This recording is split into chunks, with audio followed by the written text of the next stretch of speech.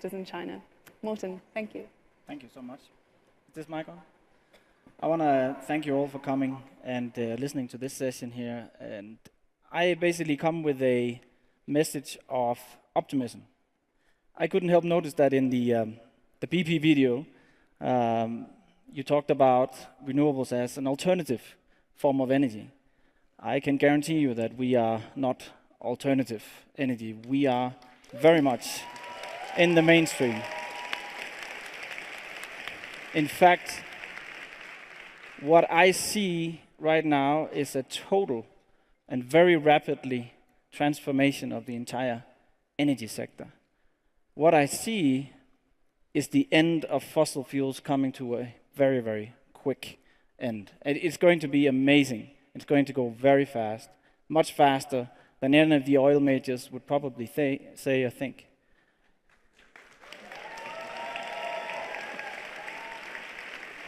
So what's driving this is basically a rapid decline of prices for renewables. I mean, we have seen absolutely amazing price levels for wind, for solar, and other renewables over the last couple of years. In fact, most markets right now, we are cheaper than fossil fuels.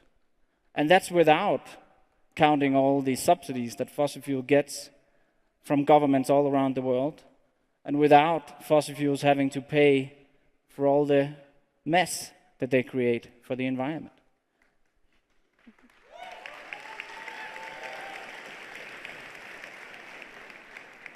And what's that leading to? I mean, the entire electricity sector needs to adapt to all these renewables that are being deployed at a rapid scale. So we're starting to see all kinds of new energy systems, policy mechanisms, price signals, all kinds of things that are changing to adapt to what is basically much more flexible power than what we're used to in terms of coal base load.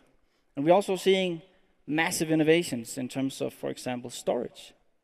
And one of the last arguments that the fossil fuel sector will have in terms of staying on the grid is that wind and solar are intermittent. But when cheap storage really starts coming into play here, that argument falls away. And we are seeing storage now coming down to price levels that are very competitive.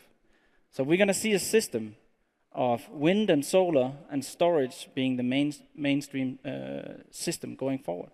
That's going to be absolutely amazing. And then you see, on top of that, a massive electrification going on. You just had Audi here stating their ambitions, but you see it all across. All the car companies, all the major manufacturers, they want to go electric. You see countries, one country after the other, putting hard targets in terms of phasing out gasoline from their roads. And it's such a rapid transformation right now that everyone who had predicted anything about renewables and electrification a couple of years ago are just shaking their heads in disbelief. So it is a disruption that is going on now, and it's really, really, really massive. And then on top of that, you start seeing all these massive corporates, all the big companies, Unilever, IKEA, Coca-Cola, all the Silicon Valley companies starting to invest massively themselves into renewables. Not because they want to look good, but because it makes economic sense. And that's really a powerful transformation as well. So you combine all of these factors, and what you see in front of you is a landscape that's basically going to go fossil-free. And I hope you can all see the point of joining the fossil-free future rather than staying in the past. Thank you.